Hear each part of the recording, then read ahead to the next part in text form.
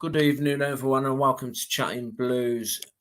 Before we get into today's episode, could you hit the like button, subscribe if you're new, and leave a comment in the comment section. And this is just going to be a quick video on the Eustace pre-match interview regarding the game on Saturday against Plymouth Argyle. And what I'm going to do is just dive straight into it, lads. 1 second, and I'll share my screen with you.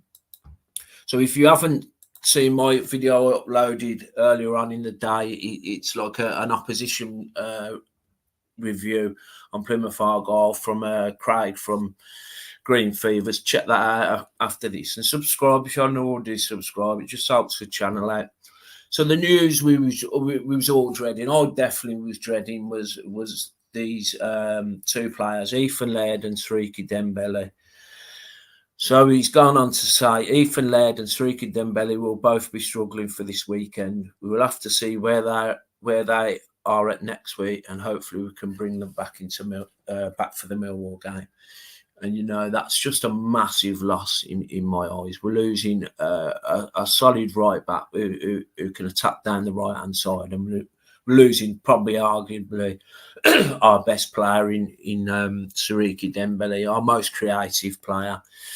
You know, so what does that do for us? Where does that, what do we do? Because, with Marcel Oakley injured, and the only other right back I can think of is Josh Williams, and he was on the bench. Now, correct me if I'm wrong. He was on the bench against Bristol City on Saturday, and Eustace was reluctant to bring him on. So that tells me that he doesn't have no faith in him. He's either not good enough or his attitude is not correct. I did see a video on him last season, and it was like when one of the players has got the phone or the camera, and they was coming out of training and they was going to do some tactical analysis, and I think it was Sanderson. It might have been Dean. He was filming him, and that he was filming that Josh Williams. And he had his hood up, and he's asked him. Dean has asked him what we doing now. Then what you looking forward to? What we're going to do now? And his attitude just stunk. He said, "Oh, it's boring, man. It's boring." And that kind of stuck with me. It might just be nothing. But he had his hood up, his head down, and he just didn't look. He looked like a football player. What doesn't want to be a football player? But I'm not going to completely slag him off. He looks like it could be our last option.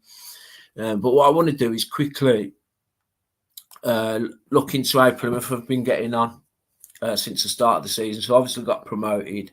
We started off really well. A 3-1 win at home to Huddersfield, carrying the momentum from last season. They then went on to beat Leyton Orient 2-0 in the Carabao Cup. A really good point away from home at Watford. And they unlucky, losing 2-1 to a really good Southampton side. Shay Adams in the 94th minute, I think it was. And what we're going to do is quickly look at their lineup, because there's a couple of players what really trouble me, and they're down the left-hand side. They're down the wings, basically, but definitely down this left-hand side is Bali Mumba. And, what a great player.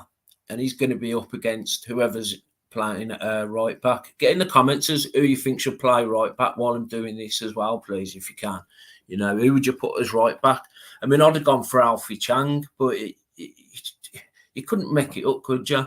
Like, a couple of hours before the I did say this on my pre-match video with the lad from Plymouth. Like I said, Alfie Chang would slot fairly comfortably into right back. And then half hour later, news flash, he's done his knee and he's out for months on end. You just couldn't make it up. Do you know what I mean? But yeah, so these two, Bali Mumba and Morgan Whittaker, really good players, they love getting down the flanks, and Hardy as well. These front three really dangerous. They're a team what are full of confidence, got a great manager. I just want to have a look, see if they've got any strengths and weaknesses from from this game. So we'll just look at Plymouth. Plymouth, the strengths were effective creating goal scoring opportunities from the flanks. Yeah, that doesn't surprise me. The weaknesses, they give a lot of free kicks around the box, and their styles, they attack down the left-hand side and had a high shot frequency when in possession. So you don't get a lot of possession when you're playing Southampton. They've done fairly well, I think. I think it was 69% versus 29. 61 versus 29, something like that anyway. But they managed to get 15 shots away. Yeah, they've done all right, you know. And we'll quickly have a look at the player positions. And they're in the orange here where my cursor is. And as you can see, look, these wide men and the fullbacks, look how high the fullbacks are as well, you know. So this is something to watch out for on Saturday.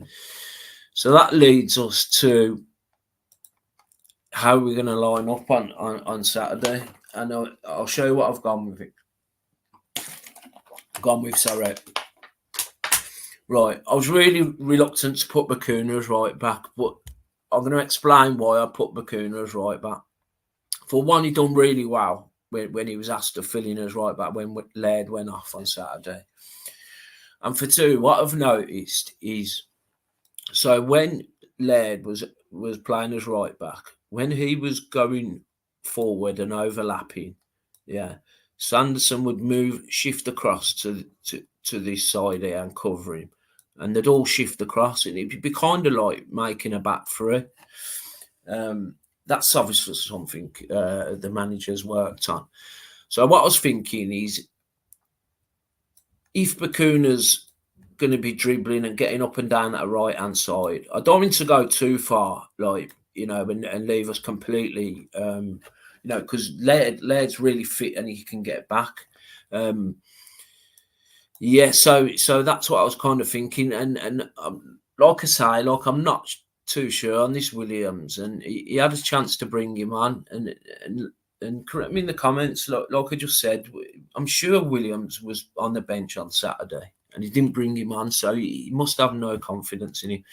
But yeah, so Bakuna right back, obviously Sanderson and Long, we've got no other centre backs, and this just leads me quickly onto the transfer thing, man. We need to start making moves in the transfer market. You know, we were calling out for a striker, but Jesus Christ, we need defensive reinforcements as well. But yeah, Sanderson and Long, Buchanan left back. You can't change these two, in my opinion, with Bielik and Sunjic. What a great pairing that they are like.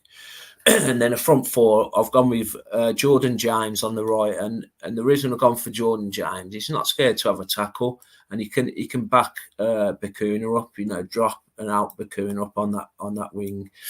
And I've put Anderson out on the left. He's not scared to track back either. And you know, if they're hitting us down the flanks, then you know, Anderson can come back as well.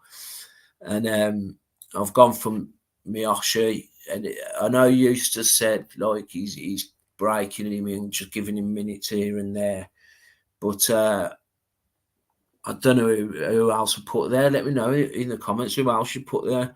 I think you just leave him. I think he starts. I do. I think he starts on Saturday.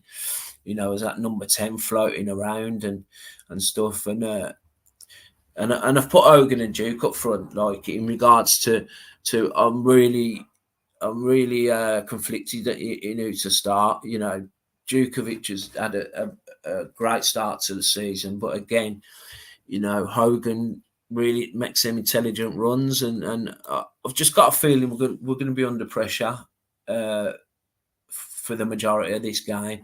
And I think with Djukovic up front, at least we can clear it, and we've got someone to aim for. But let me know what you think of, like, who would you put in this right back spot, and who would you put in where Dembele's been obviously taken out. Yeah, really, you know, it's difficult in it. Like the news, I was kind of dreading all week, and I was kind of about 70% that they weren't going to be fit, you know. But just hearing it from the horse's mouth has kind of just put a little bit of a downer on the weekend for me. But you know, like he says, no excuse mentality. Everyone's in it together, and let's just hope, you know, we can get a result out of it. You know, even a point, and keep that unbeaten run going. But like I say, if you can like the video, subscribe if you're new. Definitely subscribe if you're new.